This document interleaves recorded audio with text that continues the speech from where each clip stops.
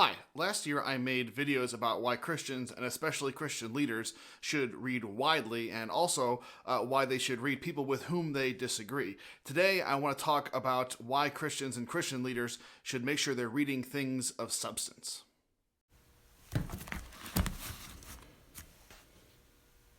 Now, I realize I'm probably a little bit of an outlier, and that a lot of Christians and Christian leaders don't think that they're really up for the challenge that I'm advocating for, but I think that a lot of Christians and church leaders really are up for it, and even if they don't realize it, and even if they're not up for it just yet, I think they probably should start engaging with this kind of challenge so that over time they begin to develop their thinking and their critical response skills.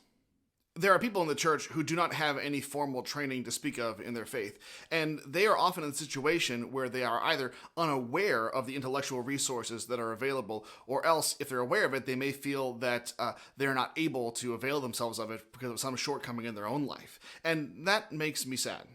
What's more concerning to me, though, are the people who have had some formal training, and because of that training, they are aware of the intellectual resources out there, and they've also developed the skills they need to be able to utilize them, and yet they still choose not to read things of substance.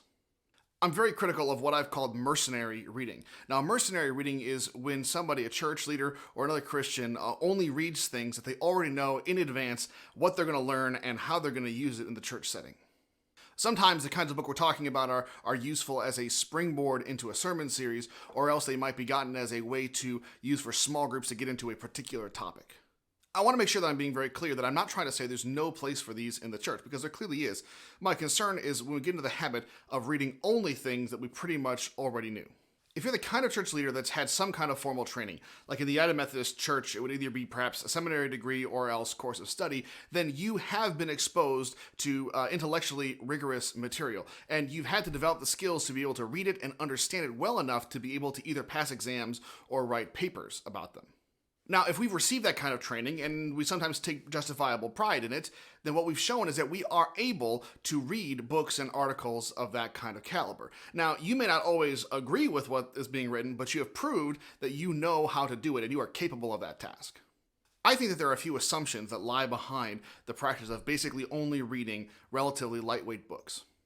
One possibility is that if you've had the kind of academic training, you might think that doing this kind of reading and this kind of engagement might feel just a little bit too much like school, and you finished with school. And for some people, if it's been a difficult time, they may even have kind of stress flashbacks to when they were nervous and getting ready for an exam or other deadlines. Another reason why someone might not be reading these kind of challenging and stimulating books is because they may be worried that if they continue to read these kinds of intellectually rigorous things, they may find themselves becoming less and less relevant in daily church life. And while I would never want to deny the fact that there are people who have used their learning as a way to alienate the people, I don't think that's required by the learning itself.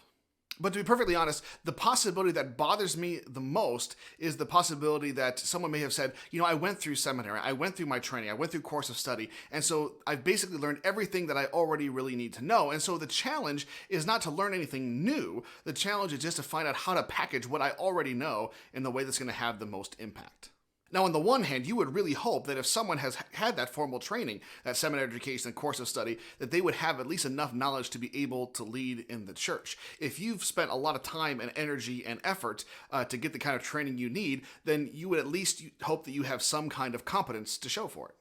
Now, that being said, the state of theology and biblical scholarship does not stop once someone graduates from seminary. Speaking for myself, some of the most exciting things I've learned about biblical scholarship are things I learned after I graduated from seminary. And so if I wasn't putting myself out there with a goal of learning something significant, even past seminary, I would have never been exposed to it. If the only things we read are not about content, but only about taking the things that we already knew and putting it in a nice package for either ease of use or else for mass consumption, then what our actions are saying is that when it comes to content, we already know what we're doing. We're already an expert when it comes to content. The only thing we really need help for is communication. So what are the negative consequences of all this? What are the perhaps unintended consequences of only reading comparatively lightweight material and neglecting the hard intellectual work of reading works of substance? If this kind of thing keeps up over the course of years, it may result in simply drawing on the same information over and over again while it gets progressively more out of date, with a frantic repackaging of things in the hope to remain somehow relevant for church. If the rate of reading these relatively lightweight books happens at a decent pace, then a person's digital or physical library is going to just expand and overflow with a whole bunch of books that may have been helpful for a month or maybe 2 months, but really have not had any kind of real staying power. If we're only ever looking for this kind of book, we may train ourselves into thinking that this is all there is, that all we can hope for is some new fresh packaging of the same old material, even knowing it might run out of its usefulness before long. But the biggest potential pitfall is that we will use these books as a way to try to get ourselves off the hook of doing the hard work that we really do need to do. For example, we know that we're supposed to be reading our Bible, but we might say to ourselves, it's kind of hard to be disciplined about reading the Bible, and maybe people are finding it very difficult. And so we turn to some other book that we use as a springboard for Sunday morning sermons and for midweek studies, and we use that as our primary text rather than the Bible itself. Or perhaps we know that we're supposed to serve, but serving can sometimes be overwhelming, and so instead of going out to serve, we end up buying a book and reading it together to try to find some tips and some tricks and some strategies to somehow make service seem a little bit less overwhelming, a little bit easier for us to do. We know also that we're supposed to pray, but a lot of people don't like to pray, especially not out loud in a group, because it can make them feel vulnerable. And so maybe we might get a book that we are hoping for tips or techniques and ways to either not feel so vulnerable or to be a little bit more okay with feeling vulnerable. And while any of those things may generate genuine faithfulness in response, the best they can ever really do is simply repackage the things that we are commanded to do, the things that we need to do, and try to put them in some new way that makes them seem a little bit less threatening. But the problem is, no book, no discussion guide that we can possibly get our hands on is ever going to be able to help us bypass the actual relationship with God that we're called to cultivate and the hard work that goes into doing that. And so at the very least, if we're going to use those kinds of books, we have to be constantly aware of the potential danger that we might, by buying and reading a whole bunch of books, convince ourselves that we're somehow doing more than we really are. If you are a church leader or a pastor, you should always be working on some kind of book that challenges you, that makes you think about things in a new way, that opens up the scripture to you in ways you hadn't considered before, or forces you to grapple with issues rather than simply avoid them.